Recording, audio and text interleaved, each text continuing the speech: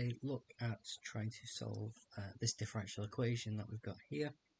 Now, take one particular aspect that I'm going to emphasize in this differential equation. This is one where the inhomogeneous solution, the solution to the equation equals 0, is also part of the particular integral.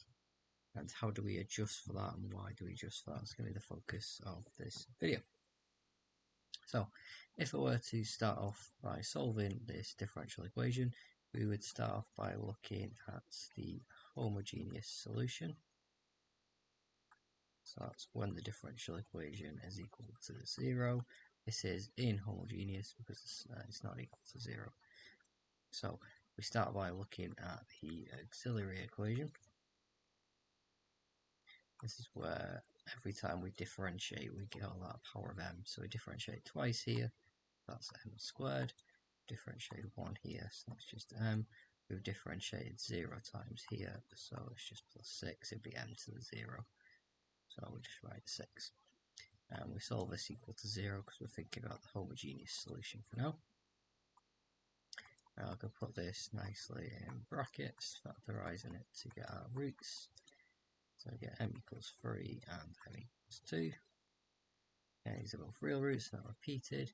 So this tells us what our general solution will be. This means that y is equal to a e to the 3x plus b e to the 2x. That's our general solution to the homogeneous equation. Now, a particular thing to notice here is that part of our homogeneous solution is part of the right hand side of the inhomogeneous equation.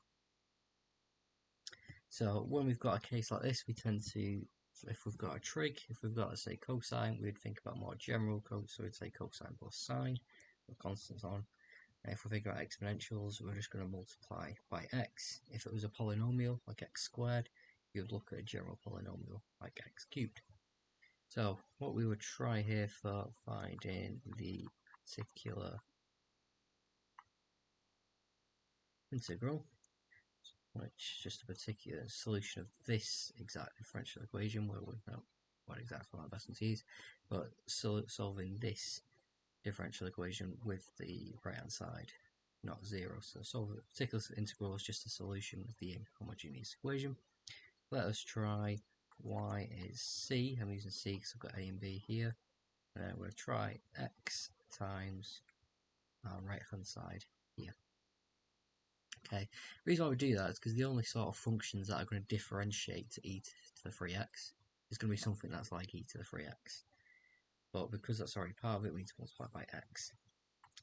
So let's differentiate it using the sort of quick product rule. So if I differentiate the x part, that just goes away and everything stays the same. Plus, if I differentiate the e, I get the 3 coming down front. And then differentiate again, so find d2y dx squared. Differentiate this, I get 3c e to the 3x. And I've got another product here again. If I differentiate the x, that's just going to go away. And then I'd get another times 3, so I'm going to get 9cx e to the 3x. Now what I'll do with this part is I substitute it back in to the inhomogeneous differential equation. So we want to calculate what our new right hand side would be if I had this. Okay, so let's calculate what this is going to be. So this will be, I'm just going to combine these because I can. So I've got 6c e to the 3x plus 9cx e to the 3x minus 5, what's this one? So minus 5c e to the 3x minus 15cx e to the 3x plus 6 times the original 6cx e to the 3x. Now let's try and simplify. So we've got plus 9 plus 6, that's plus 15, minus 15, that's going to cancel all that. 6 take away 5, that just means that I'm going to be left with c e to the 3x. And that will be a solution of the inhomogeneous equation if c is 4. so we would need C to be 4 for that to be a solution. So our general sort of solution of the inhomogeneous equation is going to be AE to the 3x plus BE to the 2x plus 4x e to the 3x. Careful when you substitute that back in. We want to substitute this y in because this solves the inhomogeneous equation. Now we've got some initial conditions here, so we can use those to work out what the values of a and b are. So y when x is 0 is equal to 1. That means we're going to have 1 place x of 0, so we're going to have a plus b, that bit's going to be 0 because I'm typing it by x. We are going to need to differentiate it for the next part, so dy by dx be 3a e to the 3x plus 2b to the 2x plus 4e to the 3x plus 12x e to the 3x in our product rule. And then we need to substitute in, so when dy by dx when x is 0 is equal to 4. That tells us we've got 4. Anything's got an x is going to go away, so that'll go away. The other one's going to have 3a plus 2b plus 4. Now if I rearrange that, I've got 3a plus 2b equals 0. So I've got simultaneous equations to get a and b. I'm going to use this one here. Now I'm going to match up the b, so I'm going to times it by 2. I have 2 is 2a plus 2b. Subtract, cancel out the b's, so I've got a is equal to minus 2. And then we can arrange, so a is equal to minus 2. And then we can work out what the other value is going to be. So I'll use this. So that b is 1 minus a is minus 2, that's 1 minus minus 2, so b is equal to 3. So therefore my overall solution, this differential equation, my particular solution, is minus 2 e to the 3x plus 3e to the 2x plus 4x e to the 3x. And we're done. That's our full solution to the equation. So I just want to quickly reflect on why we multiplied by x, okay, and what would happen if we didn't. So our equation was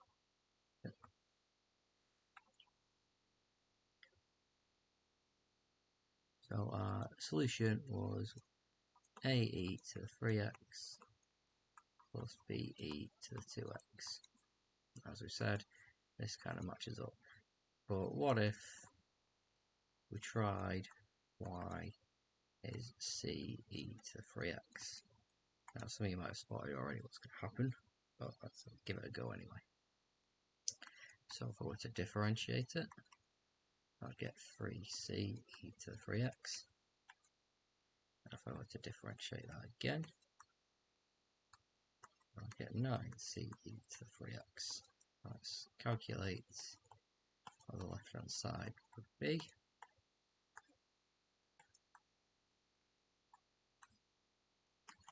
okay, it's 9c e to the 3x minus 5, what's that one? So minus 15c e to the 3x plus 6, that's the original one. You can see that this is going to make 0. Why does it make 0? Well, this thing here solves the homogeneous equation. It solves the differential equation when it equals 0. So of course this should equal 0. Okay. If you have two things together, that makes a solution as well. If each one's a solution, you add together gives you another solution. So if we were to do that, we would just get 0. We wouldn't be able to work out a value of c because it doesn't make any sense, because this solves the equation when it equals 0. So when we're trying to solve a differential equation of this form, we'll put a there, we tend to like it if we've got 1, don't we? Equal to some other function. what we're trying to do is we solve it equal, this bit equals 0. That gives us a homogeneous solution. And then we just find one solution. We'll just find one solution of the inhomogeneous equation. We use that basically by guessing, by looking at what this is. Okay? And there's a theory in differential equations where if you've got the homogeneous solution, okay, plus a particular integral, that'll give you a general solution. Particular integral is just the solution of the inhomogeneous equation. So I could really say the homogeneous solution plus just any inhomogeneous solution will give you the general solution for the full equation. Okay, so that's why we sort of guess that second part. There are other methods for working it out, which I'll do in other courses, but that's that particular focus for that one.